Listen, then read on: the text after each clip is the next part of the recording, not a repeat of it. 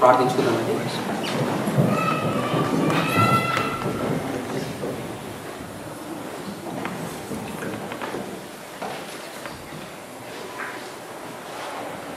మా ప్రేమ గల ప్రియ పరలోకపు దేవా, మీ ప్రియకుమారుడైన యేసుక్రీస్తు వారి దయగలిగిన పుణ్యమైన నామమున ఈ సాయంకాల సమయం ముందు ప్రభువా, మీరు మా ఎడల చేసిన ప్రతి మేలును బట్టి, ప్రతి మహోపకారమును బట్టి మెదుట ప్రభువా సాగిలపడి మిమ్మల్ని హృదయపూర్వకంగా స్తుతిస్తూ ఆరాధిస్తున్నాం.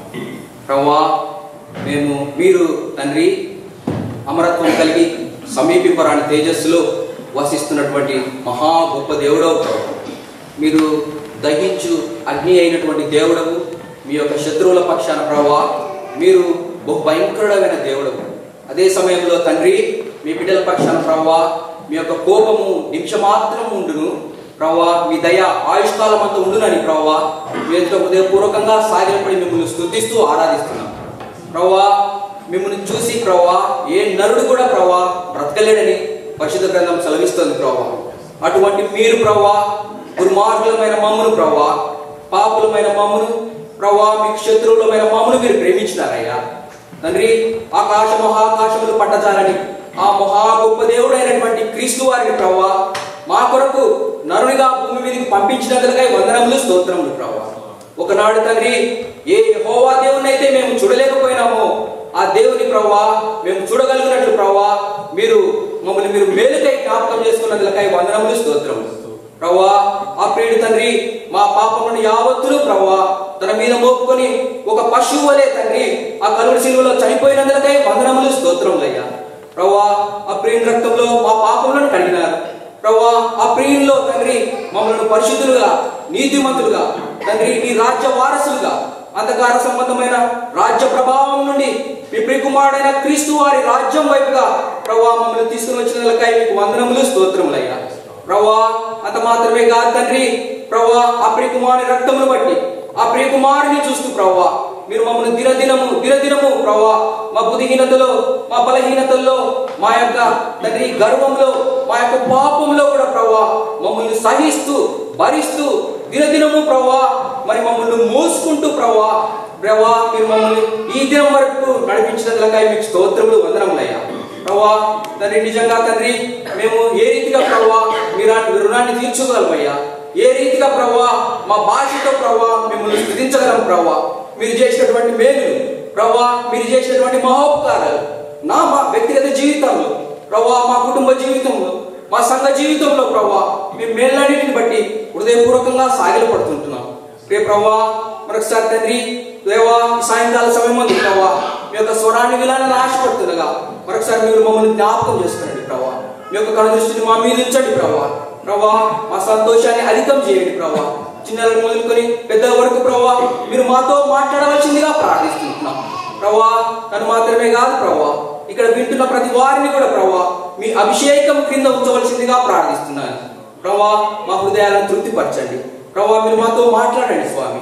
యేసు నామమున వేడుకుంటున్నాం స్వామి. ఆమేన్. I feel like it's a privilege to be part of your celebration, and also it's a joy to stand before you and to share the word of God. It's a great honor not only for me, it's also for my entire family. Thank you for inviting us and thank you for giving us this opportunity to stand before you. I want to thank you each and every one of you. So before I would like to share the word of God. నేను కొన్ని సంగతులు మీతో చెప్పాలని ఆశపడుతున్నానండి. నిజంగా నాకు ఎప్పుడైతే నన్ను ఈ సెలబ్రేషన్ ఈ యొక్క యానివర్సరీకి నన్ను ఎప్పుడైతే ఆహ్వానించినారో నేను ఎంతగా ఆలోచించలేదు. దినదినము నేను ప్రార్థిస్తూ వచ్చినప్పుడు సడన్గా నాకు గుర్తొచ్చిందండి. నేను 11 సంవత్సరాల కిందట ఈ నేల మీద నేను అడుగుపెట్టినానండి. అడుగుపెట్టిన తర్వాత మొట్టమొదటిగా దేవుని ఆరాధించడానికి వచ్చిన మొదటి స్థలం ఇది. నిజంగా నేను ప్రార్థనలో ఉన్నంత వరకు నేను ఆలోచించను కూడా లేదు, నేను ఎప్పుడు తలంచను కూడా లేదు. నేను మొట్టమొదటిగా ఈ సంఘానికి వచ్చినాను. నేను 2002వ సంవత్సరం మార్చి 5వ తారీఖున నేను కెనడీ ఎయిర్పోర్ట్లో అడుగుపెట్టానండి. అడుగుపెట్టినప్పుడు విజయరావు వెట్ల గారు అనగా నా భార్య అక్క భర్త, నా భార్యకు బావ గారు, నన్ను ఎయిర్పోర్ట్ నుంచి తీసుకుని వచ్చినారు. షెడ్డర్ కూడా అండి. తను తీసుకుని వచ్చినారు. నేను 4 రోజులు ఉన్నాను. తర్వాత మొట్టమొదటిగా అటెండ్ అయింది ఇదే వర్షిప్ సర్వీస్. నాకు పూర్తిగా జ్ఞాపకం లేదు, కానీ ఆ రోజు అయ్యగారు నా కొరకు, నా భార్య కొరకు ప్రార్థన చేస్తానండి. స్వామి వారిని జ్ఞాపకం చేసుకునండి, తన గర్భఫలాన్ని దీవించండి, ఆశీర్వదించమని ప్రార్థన చేసినారు. అది మాత్రం నాకు బాగా గుర్తుంది. నిజంగా మన దేవుడు మన పక్షాన ఎంత గొప్పవాడు. అసలు మన దేవుడు ఎందుకు మన జీవితాల్లో బర్త్డేస్, తర్వాత యానివర్సరీస్, తర్వాత ఎన్నో సందర్భాల్లో మనము మన జీవితంలో దేవుడు చేసిన మేళ్లను సెలబ్రేట్ చేసుకోవడానికి గడుపుకుంటూ ఉంటాం.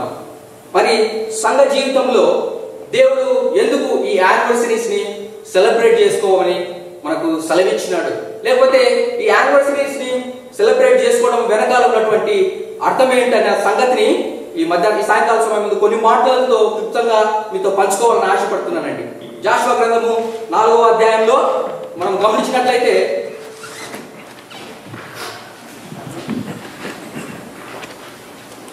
తండ్రి అయిన దేవుడు ఇశ్రాయేలీలకు వాగ్దాన దేశంగా అనుగ్రహించిన కనాను వైపుకు ఇశ్రాయేలీలను ఆ యొక్క ఐగుప్తు నుండి, ఆ యొక్క రామసేస్ అనేటువంటి పట్టణం నుంచి కనాను దేశంలోనికి అడుగు పెట్టే వరకు బైబిల్ గ్రంథం సెలవిస్తుంది. బైబిల్ గ్రంథం చెప్పేది ఏంటంటే 42 చోట్ల ఇశ్రాయేలీలు ఆగినట్లుగా రాయబడింది. మనకందరికీ తెలుసండి ఇశ్రాయేలీల చరిత్ర. ఐగుప్తు నుండి కనాను దేశంలోకి ప్రయాణించడానికి కేవలము దగ్గర దారిలో కేవలము 7 రోజులు మాత్రమే పడుతుందని బైబిల్ సెలవిస్తుంది. అయితే దేవుడు ఇశ్రాయేలీల మనసు ఎరిగినటువంటి వాడై, దేవుడు ఇశ్రాయేలీల యొక్క ప్రవర్తన, వాళ్ళ యొక్క టెంపర్మెంట్, వాళ్ళ యొక్క రియాక్షన్ అనగా వాళ్ళ యొక్క స్పందన ఎట్లుంటది అనేటువంటిది ఎరిగినటువంటి దేవుడు, మహాజ్ఞాని అయినటువంటి దేవుడు 7 దినాలను 40 సంవత్సరాలుగా మార్చినాడు. 7 దినాల ఆ యొక్క దగ్గర దారి గుండా తీసుకుని వెళ్లకుండా 40 సంవత్సరాలుగా వారిని అరణ్యం గుండా తీసుకుంటూ వచ్చినాడు. ఈ యొక్క కనాను దేశానికి ఇశ్రాయేలీయులు చేరడానికి ముందు రామసేసు పట్టణం నుండి ఈ యొక్క గిల్గాలు అనేటువంటి ప్రాంతానికి మొట్టమొదటిగా ఇశ్రాయేలీయులు ఆ కనాను దేశంలో అడుగు పెట్టారండి. ఆ 42 స్టేషన్స్ లో 2 చోట్ల దేవుడు నీళ్లను ఎండజేసినాడు. మొట్టమొదటిగా మనందరికీ తెలుసు, నిర్గమకాండము 14వ అధ్యాయం 15వ వచనంలో మనం చక్కగా చూడవచ్చు. ఇశ్రాయేలీయులు ఆ సుక్కోతు నుండి ప్రయాణం అయిపోయినారు. ఆ పస్కా పశువును వధించినారు, పస్కాను భుజిస్తూ వచ్చినారు. ఆ యొక్క పులియన్ రొట్టెలను పస్కా పశువును భుజిస్తూ వాళ్ళ యొక్క మార్గాన్ని, వాళ్ళ యొక్క ప్రయాణాన్ని ఆరంభించినారు. దాని తర్వాత వాళ్ళను ఐగుప్తీయులు తరమడం చూస్తూ వచ్చినారు. ముందేమో ఐగుప్తు, వెనకాలేమో ఫరో సైన్యము, చుట్టుప్రక్కల కొండలు. వారికి ఎటు వెళ్ళాలనో అర్థం కావడం లేదు. అందుకే వాళ్ళు సంగడం ఆరంభించినారు. అయితే దేవుడు మోషేతో చెప్పినాడు. ఏమన్నాడండి మోషేతో? చూడండి నిర్గమకాండం 14వ అధ్యాయం దయచేసి.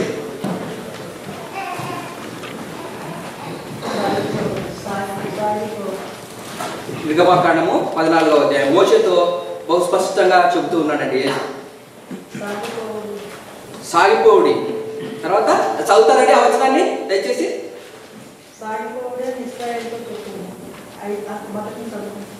చదవండి. అంతలో యెహోవా మోషేతో, నీవేళ నాకు మొరపెట్టుకున్నావు, సాగిపోవుడి అని ఇశ్రాయేలుతో చెప్పు. నీవు నీ కర్రను ఎత్తి ఆ సముద్రం వైపు నీ చెయ్యి చాపి దాని పాయలుగా చేయి. చాలండి. ఏమంటున్నారంటే మోషేతో సముద్రం వైపుకు నీ కర్రని చాపమంటున్నాడు. ఆ యొక్క సముద్రము 2 పాయలుగా అవుతుంది అన్నాడు. 11వ వచనంలో చూస్తే, అందుకు మోషే, భయపడకుడి, యెహోవా మీకు నేడు కలుగజేయు రక్షణను మీరు ఊరక నిలుచుండి చూడండి. మన దేవుడు ఎంత గొప్పోడంటే మనుషునికి ఏమాత్రము అవకాశం ఇవ్వడండి. ఎందుకంటే ఈ మనుషుడు తను చేసినాడని గర్వపడతాడని, తర్వాత మనుషుడు తన సొంత శక్తి చేత, తన బలము చేత అనేకమైనటువంటి సంగతులను తన జీవితంలో చేస్తూ వస్తాడన్నటువంటి ఉద్దేశంతో దేవుడు ఇంకొక మాట అన్నాడు, ఏమన్నాడంటే నా మహిమను నేను ఎవరికి ఇవ్వనివ్వను అన్నాడు. ఆయన మహిమను దొంగిలించడం అన్నది మహా పాపాల్లోకెల్లా మహా గొప్ప పాపం. అటువంటి దేవుడు ఆ యొక్క ఇశ్రాయేలీయులకు ఏమాత్రమూ అవకాశం ఇవ్వకుండా ఏమన్నాడంటే నీ యొక్క చేతిని చాపమన్నాడు. అంటే దేవుడు సూపర్ న్యాచురల్ గా ఇంటర్వెయిన్, సూపర్ న్యాచురల్ గా ఆ యొక్క సముద్రాన్ని పాయలుగా విభజించినాడు. ఇది మీకు చెప్పాల్సినటువంటి అవసరం లేదు. దాని తర్వాత వాళ్ళు అక్కడి నుంచి ప్రయాణం అయిపోయారు. దాని తర్వాత ఎరుకోకు దగ్గర ప్రాంతానికి వచ్చేసినాడు. ఎరుకోకు వెళ్ళాలంటే, ఆ గిల్గాలు ప్రదేశంలోకి వెళ్ళాలంటే అక్కడ ఉన్నటువంటి యోర్దాను నది ఉంది. ఆ యోర్దాను నది అదేంటంటే కోతకాలం కనుక ఆ యోర్దాను నది బహు విపరీతమైనటువంటి ఉధృతమైనటువంటి ప్రవాహంతో ప్రవహిస్తోంది. అంత మాత్రమే కాదు, ఆ సమయంలో ఈ యోర్దాను నది యొక్క ఆ వెడల్పు కూడా ఎక్కువైపోతుంది. ఎందుకంటే ఆ నీటి యొక్క ప్రవాహాన్ని బట్టి ఆ యొక్క యోర్దాను నది యొక్క వైశాల్యం కూడా పెరిగిపోతుంది. ఈ సమయంలో యేసుక్రీస్తు యెహోవా దేవుడు జాషువాకు ఒక స్ట్రేంజ్ కమాండ్ ఇస్తూ ఉన్నాడండి. ఇక్కడ చూడండి, చదవండి. నిర్గమకాండం 4వ అధ్యాయము మొదటి 4 వచనాలండి. యెహోషువ 4వ అధ్యాయం మొదటి 4 వచనాలండి.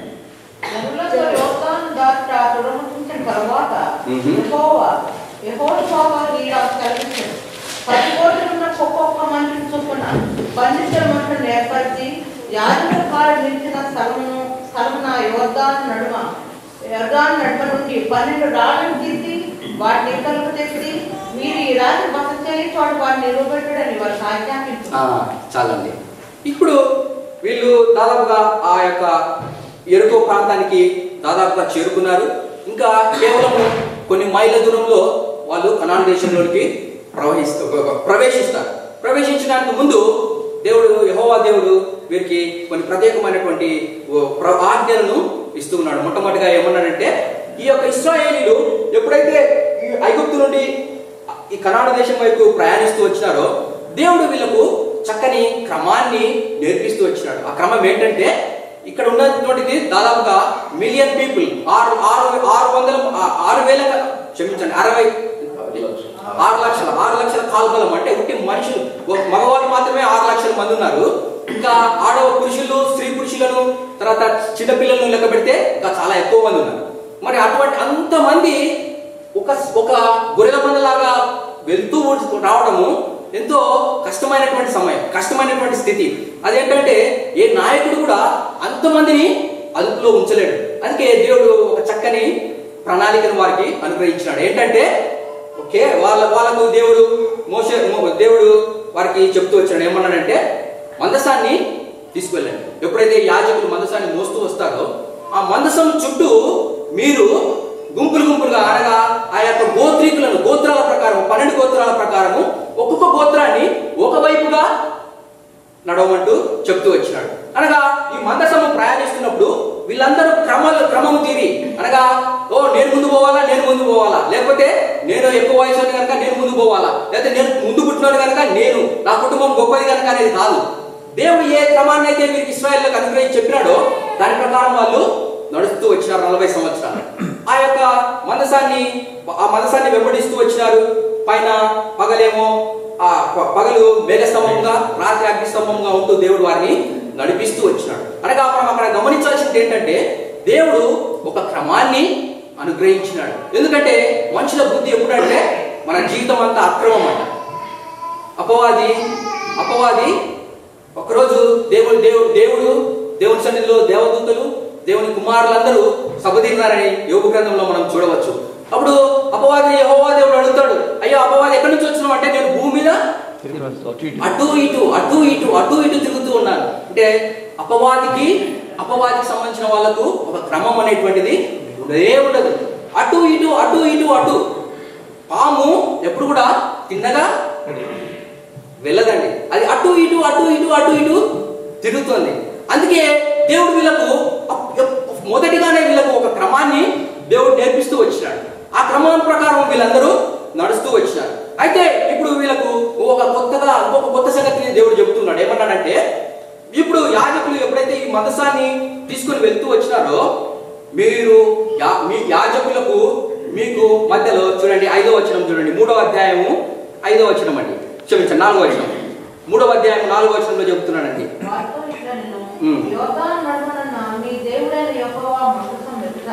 దాటిపోయి ఇశ్రాయేలీయుల గోత్రపు లెక్క చొప్పున ప్రతివాడును ఒక్కొక్క రాజ్యం తన భుజముల మీద 3వ అధ్యాయం అండి, క్షమించండి 3వ అధ్యాయం 4వ వచనం అండి. దానికి దాదాపు 2000 కొల మూరల ఉండాలని మీరు వెళ్ళు త్రోవ మీ ఇంటకు ముందుగా వెళ్ళినది కాదు. చూడండి, గుర్తుపట్టవలను కనుక ఆ మందసమునకు సమీపంగా మీరు నడవరాదు. మీ దేవుడు చెప్తున్నారంటే, మందసానికి మీకు మధ్యలో 2000 మూరల ఎడబాటు ఉండేటట్టుగా చూడండి అన్నాడు. ఎందుకంటే మీరు ఇప్పుడు పోయేది ఇంతకుముందు 40 సంవత్సరాలు ప్రయాణించినటువంటి మార్గం కాదు. ఇది యోర్దాను నదిని మీరు దాటబోతున్నారు కనుక మీరు ఆ యొక్క మందసానికి దాదాపుగా ఎంత చెప్తున్నాడు ఇక్కడ, 2000 మూరల ఎడబాటు ఇవ్వమన్నాడు. సరే అని చెప్పి వీళ్ళు నడుచుకుంటూ వెళ్ళారు. యాజకులు మందసాన్ని మోస్తూ వచ్చినారు. ఎప్పుడైతే మందసాన్ని మోస్తూ ఆ యాజకుల అరికాళ్ళు ఆ యోర్దాను నీటిని తాకినాయో, వెంటనే యోర్దాను నీళ్లు పైనుంచి ప్రవహించేటువంటి నీళ్లు ఆగిపోయినాయంట. అయితే ఎర్ర సముద్రాన్ని పాయలుగా చీల్చినప్పుడు దేవుడు 2గా చీల్చినాడు. అయితే యోర్దాను నాటినప్పుడు దేవుడు ఆ పైనుంచి వచ్చేటువంటి నీళ్లను ఆ రీతిగానే ఆపివేశాడు. ఇక్కడంతా ఎండినటువంటి నేల ఏర్పడింది. వీళ్ళందరూ వెళ్తూ వచ్చినారు.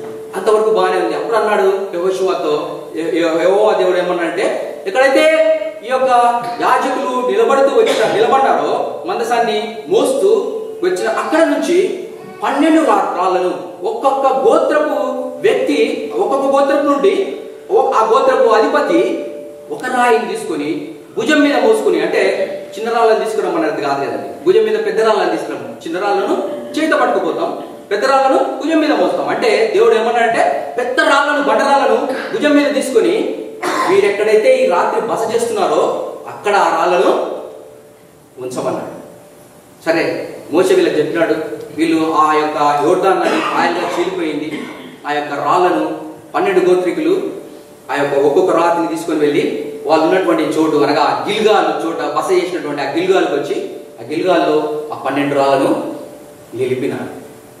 పిల్లరా, ఇంతవరకు నేను చెప్పినటువంటి మాటలు మీకు అర్థమైనాయో అర్థం కాలేదో, నేను చక్కగా ఎక్స్ప్లెయిన్ చేసినానో లేదో మరి నాకైతే తెలియదు. కానీ నా ఆశ, నా భారము, దేవుడు నాకు ఇచ్చినటువంటి భారం ఏంటంటే, ఈ రాళ్ళ యొక్క అర్థం ఏంటి,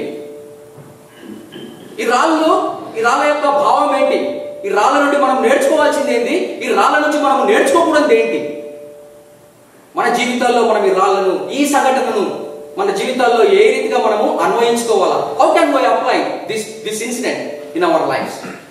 నిజంగా 15 సంవత్సరాలుగా దేవుడు సంఘాన్ని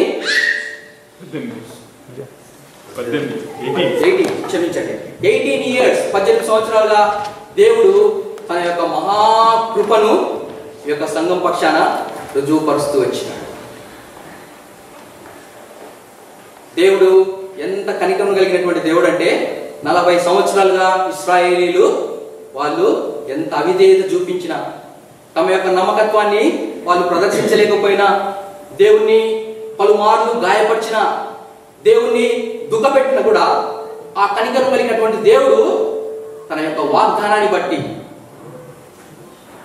మన పితరులైనటువంటి అబ్రహాం, ఇస్సాకు, యాకోబులతో ఏ వాగ్దానాన్ని అయితే దేవుడు ఇచ్చినాడో ఆ వాగ్దానాన్ని బట్టి తన యొక్క నమ్మకత్వాన్ని అనుసరించి వాళ్ళని ఎంతో చక్కగా నడిపిస్తూ వచ్చినాడు. మరి ఇక్కడ చూడండి, ఇక్కడ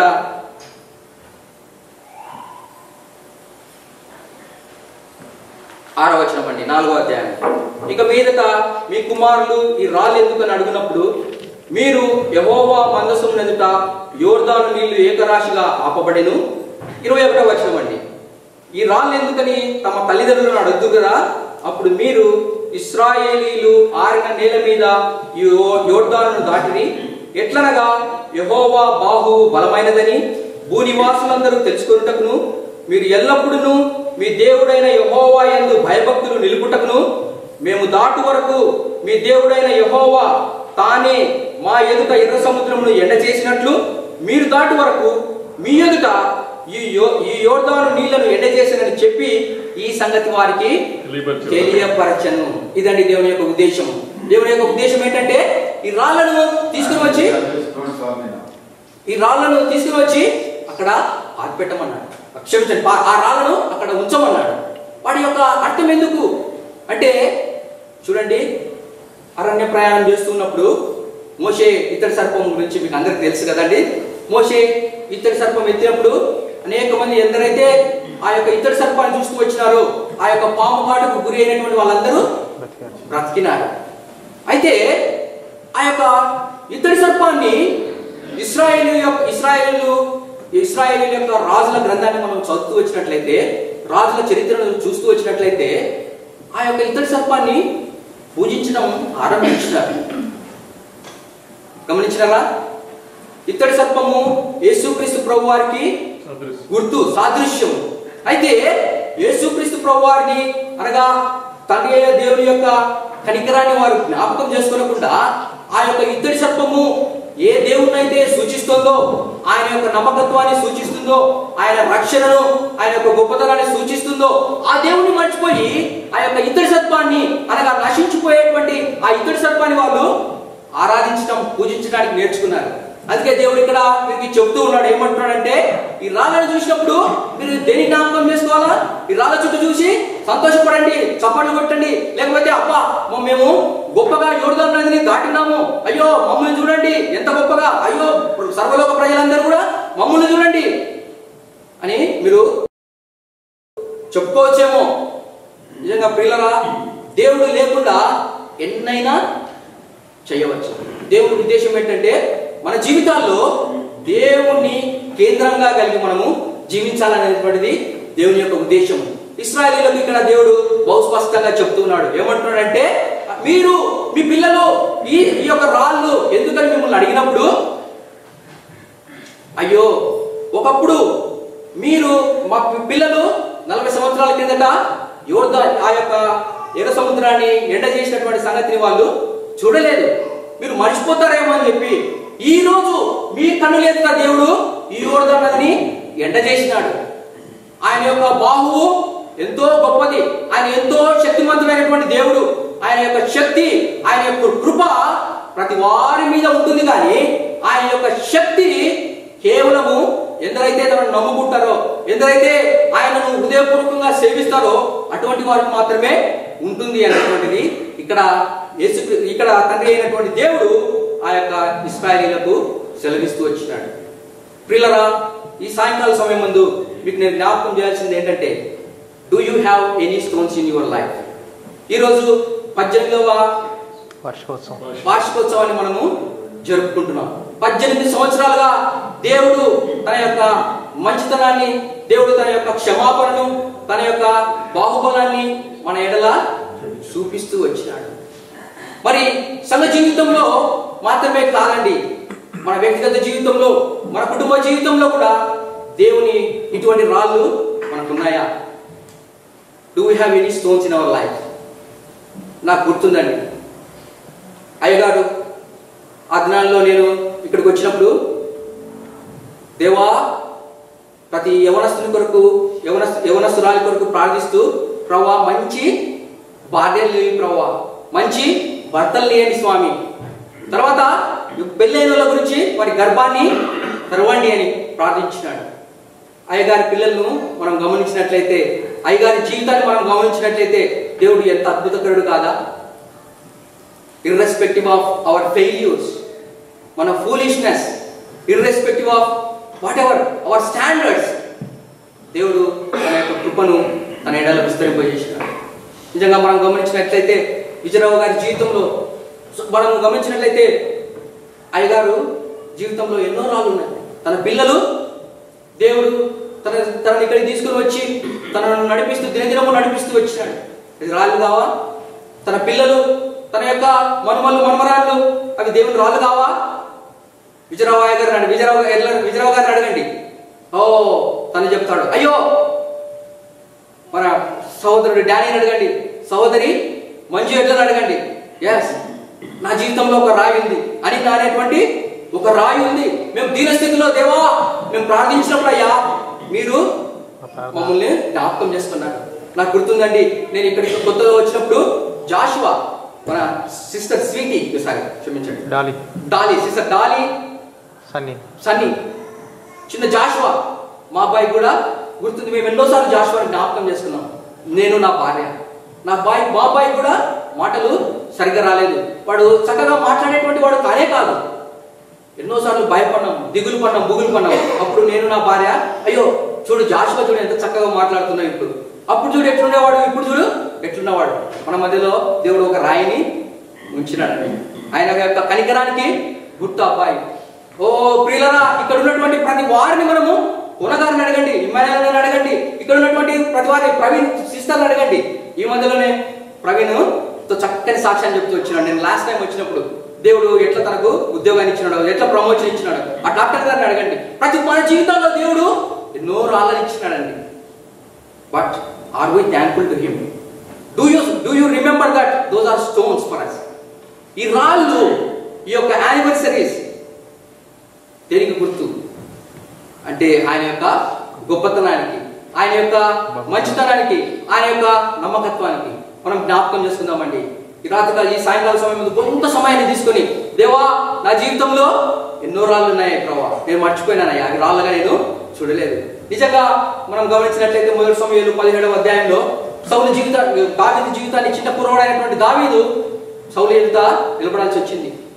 నిలబడాల్సి వచ్చినప్పుడు సౌలుతో తను చెబుతూ వచ్చినాడు. ఏమన్నాడంటే, అయ్యా నేను, ఆయన సౌలు అన్నాడు, అయ్యో నువ్వు ఆ ఫిలిష్తీయుని చంపడానికి సరిపోవు, వాడు వాని ఎత్తు, వాని యొక్క బరువు, వాని యొక్క బలము, వాడు యుద్ధ ప్రావీణ్యం కలిగినటువంటి వాడు, వాడిని చంపడానికి నువ్వు బాలుడవు, నీకు శక్తి లేదు అంటే ఆయన అన్నాడు. ఏమన్నాడంటే తన జీవితంలో జ్ఞాపకం చేసుకున్నాడు 2 రాళ్ళను.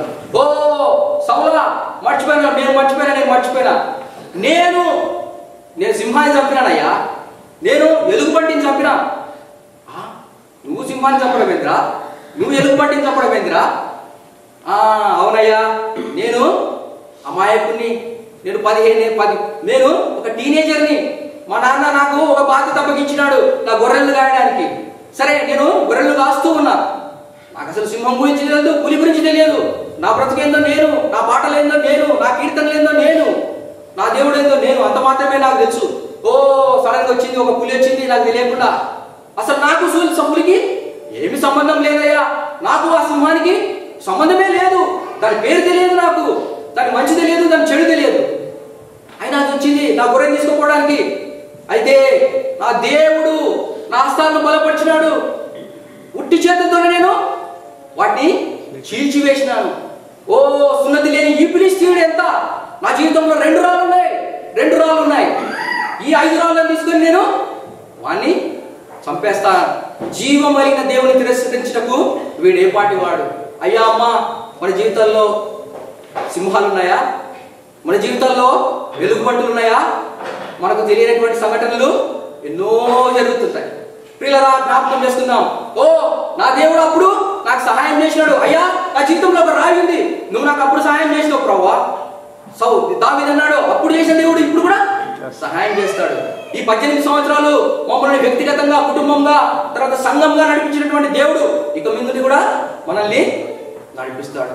దేవుని వైపు చూద్దామండి, దేవుని కేంద్రంగా కలిగి మన జీవితాన్ని సరిదిద్దుకుందామండి. ప్రియులరా, జ్ఞాపకం చేసుకుందాం, మన రాళ్ళను మనం జ్ఞాపకం చేసుకుందాం. రాళ్ళను బట్టి దేవుని స్తుతిద్దాం, రాళ్ళను బట్టి ముందుకు వెళ్దాం, రాళ్ళను బట్టి మన మీదకి విరోధంగా రూపింపబడిన ఆయుధాలను గురించి మనము ప్రార్థిద్దాం. యెహోషువ ప్రార్థించినాడండి, యెహోవా నాకేం చేయాలో దేవా అర్థం కావడం లేదయ్యా, నా బలం సరిపోవడం లేదు, ఎందుకంటే ఈ అమోరీయులు, ఈ యొక్క అన్యులైనటువంటి ఈ ప్రజలు నా మీదకి దండెత్తి వచ్చినారు. నువ్వే మా దిక్కు, మాకున్నటువంటి శక్తి సరిపోదు, మాకున్నటువంటి బలం సరిపోదు అయ్యా, నేను వాళ్ళతో పోరాడటానికి నాకు శక్తి లేదయ్యా, అసలు నాకు వాళ్ళకు సంబంధమే లేదు ప్రభువా. ఎందుకో? నేనంటే అసూయ, నేనంటే వేషము ప్రభువా, నేనంటే ఎందుకో ప్రభువా ఇంతగా ద్వేషిస్తున్నారు. ప్రియులరా, ఈ యొక్క యెహోషాపాతు అన్నాడు, దేవా నీవే నాకు దిక్కు. సరే, అక్కడ ఉన్నటువంటి సైన్యాన్ని చెప్తూ వచ్చినాడు. ముందు పాటలు పాడే వాళ్ళను, స్తుతించేటోళ్లను, అయ్యో this is wrong selection, song selections wrong. స్తుతి ఏందయ్యా యుద్ధానికి పోయేటప్పుడు? ధైర్యంగా ఓ సైనికుల గురించి పాడాలా మనము? ధైర్యం గురించి పాడండి. దేవుని స్తుతించడమే this is wrong selection. No no no no no no, we are already victorious in the Lord.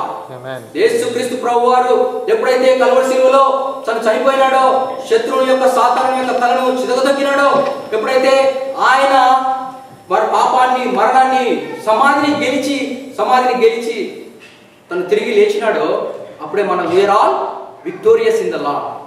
పిల్లరా మనం జ్ఞాపకం చేసుకుందాం. ప్రార్థన చేసుకుందామండి. ప్రేమగల ప్రభువా, ఈ సాయంకాల సమయాన్ని బట్టి మీకు వందనములు, స్తోత్రములు ప్రభువా. రాళ్ళను మేము ఈ సాయంకాల సమయం ముందు జ్ఞాపకం చేసుకున్నాం ప్రభువా. మా జీవితాల్లో ప్రభువా దినంలో తరబడి, మాసంలో తరబడి, సంవత్సరంలో తరబడి ప్రభువా, ఎన్నో రాళ్ళను ప్రభువా మా జీవితంలో ఉంచుతూ మమ్మల్ని చక్కగా నడిపిస్తూ వచ్చినందులకై మీకు వందనములు, స్తోత్రములు ప్రభువా. ఈ సాయంకాల సమయం ముందు ప్రభువా హృదయపూర్వకంగా మిమ్మల్ని స్తుతిస్తూ ఆరాధిస్తున్నాం. గత 18 సంవత్సరాలుగా ప్రభువా ఈ యొక్క ప్రభువా న్యూయార్క్ సంఘంలో, తెలుగు సంఘంలో మీరు జ్ఞాపకం చేసుకున్నారు ప్రభువా. మీ యొక్క కనుదృష్టిని ఈ సంఘం మీద ఉంచినారు ప్రభువా, సంఘంలోని సభ్యుల మీద ఉంచినారు ప్రభువా.